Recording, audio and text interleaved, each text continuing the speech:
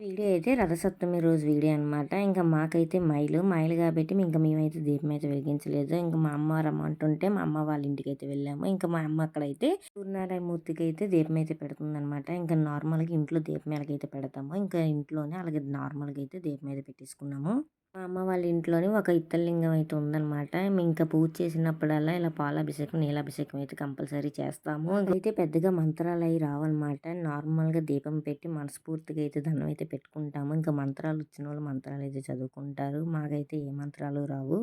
చూసి అయితే చదువుతాం గానీ నార్మల్‌గా అయితే మంత్రాలు రావన్నమాట. ఇంక ఇంట్లో పూజ అయిపోయిన తర్వాత ఇంక బయటకొచ్చి అయితే సూర్యనారాయణమూర్తికి నైవేద్యం వండుదాం అనేసి అయితే ఇంకా కర్రల పొయ్యి అయితే రెడీ చేసుకున్నాము. ఇంక దానికన్నా ముందైతే తులసమ్మ అయితే ఉందనమాట. తులసమ్మ దగ్గర కూడా శుభ్రంగా క్లీన్ చేసుకొని ఇంకా ముగ్గయితే పెట్టేసుకొని దీపం అయితే వెలిగించాము. తులసమ్మ దగ్గర దీపం వెలిగించాక ఇంకా రథం అయితే చేసిందనమాట మా చెల్లి. ఇంకా రథానికి బొట్లు అయితే పెడుతుంది. ఇంక ఇప్పుడైతే సూర్యనారాయణమూర్తికి నైవేద్యం వండడానికి ముందుగా పిడకలు పెట్టి అందులో కర్పూరం వేసి వెలిగించి ఆ తర్వాత అయితే కర్రలైతే పెట్టిందనమాట.